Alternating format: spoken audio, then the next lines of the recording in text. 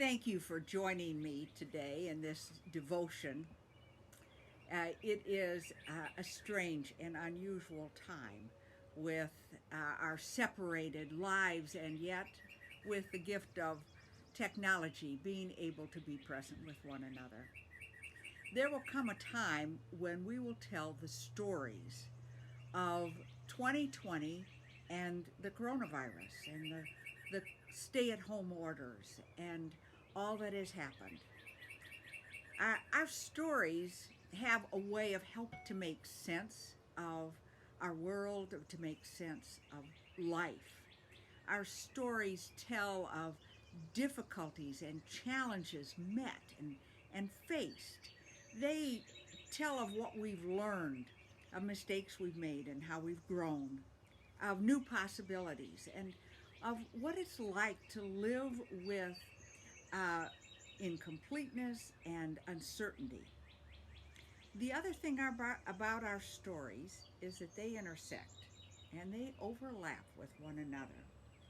It's not just viruses that spread, but our stories spread out as we tell stories of our past and how they influence our present.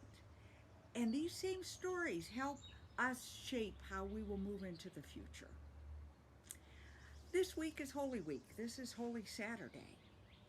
And this is a week when we live into the stories of our faith.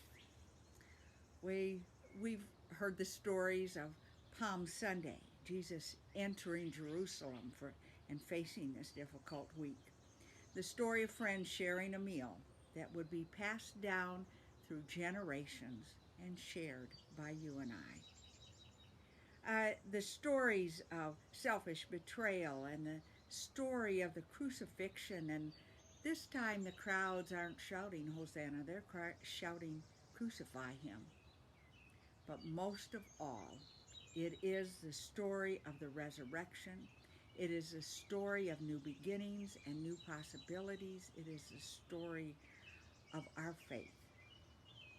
It will be a very different Easter tomorrow, very different than anything we've ever known or experienced.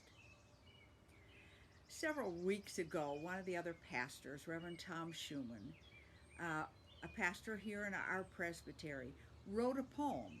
And at that time, there wasn't a stay-at-home order. So we didn't know then what Easter would be like and whether we would be together. But he wrote this poem and entitled it If, and I would like to share it with you now.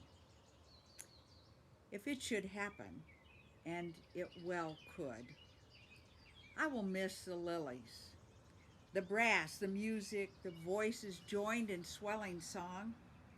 I will miss the looks and on people's faces and the joy that fills the room. I'll miss giving one more into the fray, dear friends, my faulty analysis of an incomprehensible mystery. But we are not people of the lily, the people of brass instruments, the people of grand music, the people of Easter finery.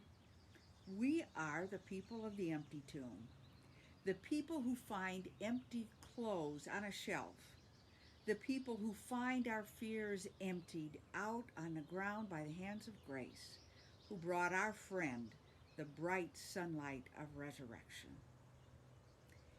If it should happen, and it well could, maybe this year we will reclaim the empty tomb as that symbol missing from our faith, joining our friend, our brother, our guide, our healer, in filling the emptiness of the world with grace, with hope, with joy, with wonder, with life, the people that we are called to be.